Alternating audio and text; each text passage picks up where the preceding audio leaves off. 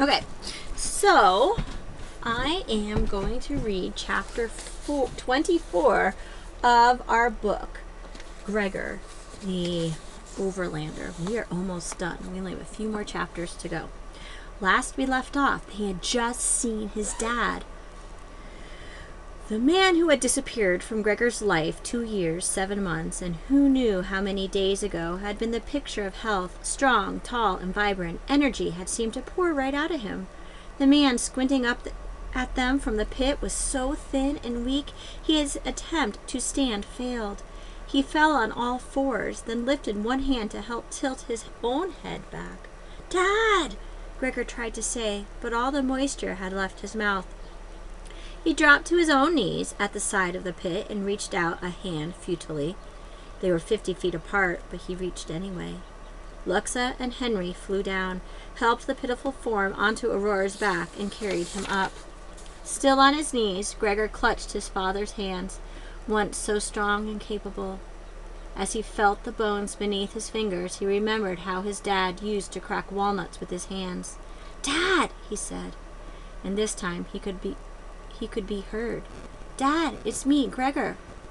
His father frowned, as if trying to remember something. "Is this a fever? Am I seeing things again?" "No, Dad, it's me. I'm here. And Boots is here, too," said Gregor. "Boots," said his dad. "Huh." He frowned again, and Gregor remembered he had never seen Boots. She had been born after he fell. "Margaret," Gregor corrected himself. As soon as his mom was pregnant, his parents had planned to name Boots Margaret after his dad's grandma. "Margaret," said his dad. Now thoroughly confused, he rubbed his eyes. "Grandma?" The prophecy had named one lost up ahead, but Gregor had not expected to find his dad as lost as this. He was skeletal and weak, and what had happened to his hair and beard? They were snow white. Gregor touched his father's shoulder and realized he was wearing a cloak made of rat fur. No wonder he had looked like a rat from above.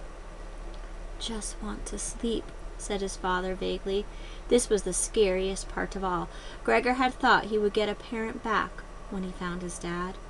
Then he could stop having to make all the hard decisions. He could just be a kid, but the man before him was even needier than Boots was. Luxa laid her hand on his dad's cheek and frowned. "He burns like your sister. He has no strength to fight. This is why he speaks in confusion. Maybe if I talk to him a minute, he'll remember." "He's got to remember, Luxa," said Gregor desperately. "We must fly now, Gregor," insisted Luxa, tipping a large swallow from the blue bottle into his dad's mouth. "We shall heal him properly in regalia. Henry, help me secure him." She tried to tie his dad to Aurora with a length of silk that Gox was rapidly spinning. "Henry," said Alexa again. But Henry stood apart from them, not helping, not hurrying, not even bothering to seem anxious. "No, Luxa, we have no need to hurry now." It was a strange answer. No one understood what he was saying except Rip Red. An odd look crossed the rat's face. "No, I believe Henry has taken care of everything." "Henry had to," said Henry. He lifted his fingers to his lips and gave a long whistle. "Are you crazy? What are you doing?" asked Gregor. He looked at Luxa, who seemed to have turned to marble.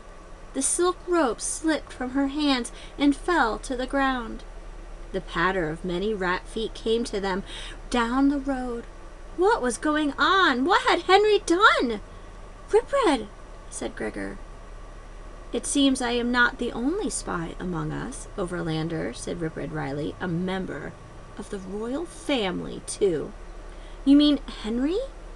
Gregor would never in a million years have believed Henry to be a spy for the rats. They had killed his parents, his people. "He can't be," blurted out Gregor. "He can't. I mean, what about Luxa? The two are so tight." "Sorry, cousin," said Henry urgently to Luxa, "but I had no choice. We were headed for disaster under Vicus. He would ally us to the weakest, when our only real chance to survive is to ally ourselves with those who are most powerful. We will join forces with the rats and rule together, you and I." Luxa spoke more calmly than Gregor had ever heard her. "Not now, Henry. Not ever." "You must, Luxa. You have no choice. You must join with us or die," said Henry coldly, but there was a tremor in his voice. "This is as good a day as any," said Luxa. "Perhaps better." She sounded 1,000 years old and 1,000 miles away, but she did not sound scared. "So they promised you a throne, did they? Really?" "Henry, you are not fool enough to believe they will deliver it," said Ripred, breaking into a laugh. "They will deliver it. Together we will rid the Underland of crawlers and spinners and share their land among us," said Henry. "But why? Why would you do that?" asked Gregor.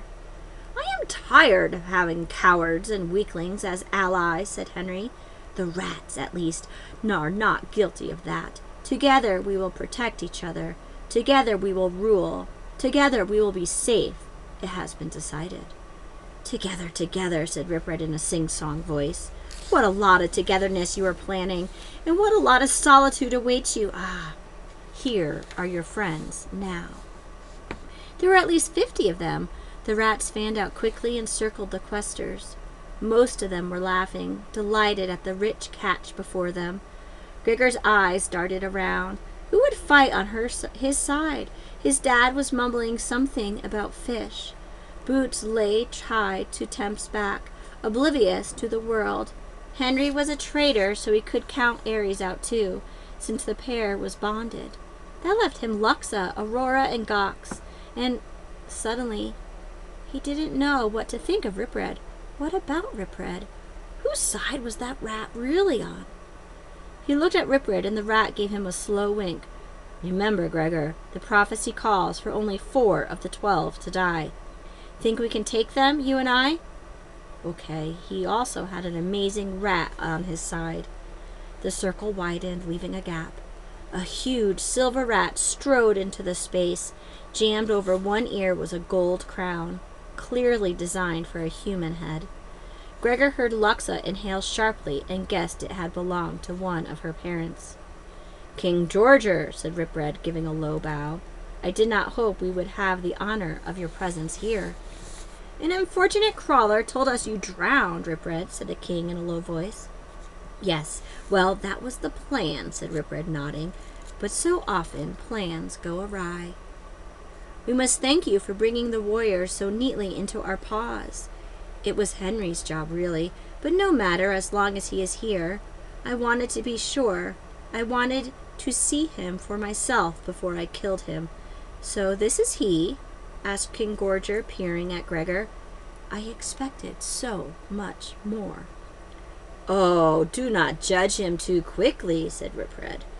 "I have found him most delightfully full of surprises."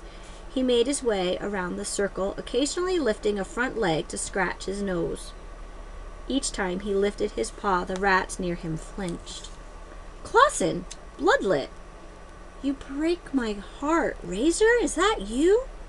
You have no idea how it hurts me to see you in His Majesty's company." The rat Razor dropped his eyes away from Ripred's. Was he ashamed? Could rats even feel ashamed? Ripred came up behind Henry and nudged him forward. "Go, go, go! Stand with your friends!" Henry tripped and fell into place beside King Georger, stepping on his tail. The other rats laughed, but not the king, who whipped his tail out from under Henry and slashed poor Gox in half. The rats stopped laughing. Gregor saw the spider's blue blood gushing onto the ground. It was that quick. In a split second, a third member of the quest was dead. "Why had everyone stopped laughing?" said King Georger. "Go on, laugh," he ordered. The rats let out a sound like sheep bleating. Meh.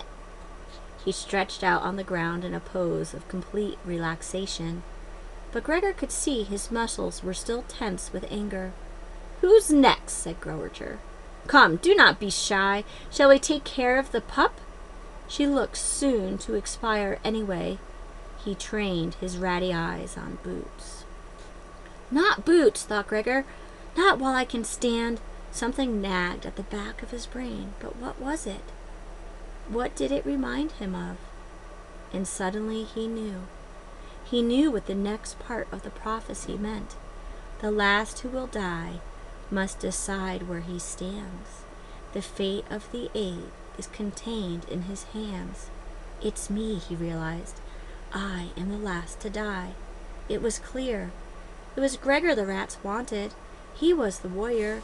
He was the threat. He was the one who had to decide where he stood. And it wasn't going to be here watching people he loved die. He was the warrior, and the warrior saved people. Once he knew it was easy, he judged the height, ran 7 steps, hurled over the silver back of King Gorger. A howl rose up behind him as he flew down the road. From some rat screams that came after that, he guessed Luxa, Aurora, and Ripred had gone into action to cover him. But he was pretty sure that every able-bodied rat was chasing after him. Good. That way, with any luck, the others could escape. Except Henry and Ares. He didn't care what happened to them. The flashlight in his hand dimmed to a faint glow. He tossed it off to the side. It was slowing him down anyway. But running in the dark was no good. He might trip, and that had led the rats as far away as possible from everybody. Then he remembered the light on his hat. He had meant to save it as a last resort. If there was ever a last resort, this was it. He flipped on the switch without breaking stride. The powerful beam lit the road in front of him. But the road. He had forgotten how short the road was. No more than 100 yards ahead of him loomed the canyon, the one of immeasurable depth. He didn't stand a chance trying to run around the edge of it. The rats would have him in seconds. He didn't want to die that way. He didn't want to give the rats the satisfaction of eating him. He could hear them behind him, breathing and snapping their teeth. King Gorger snorted in fury. In one horrible moment, the last piece of prophecy became clear. So bid him take care, bid him look where he leaps, as life may be death, and death life again reaps. He had to leap, and by his death, the others would live. That was it. That was what Sandwich had been trying to say all along. And by now he believed Sandwich. He put on a final burst of speed, just like the coach taught him in track. He gave it everything he had. In the last few steps before the canyon, he felt a sharp pain in the back of his leg, and then the ground gave way under his feet. Gregor the Overlander leaped. That is the end of chapter 24.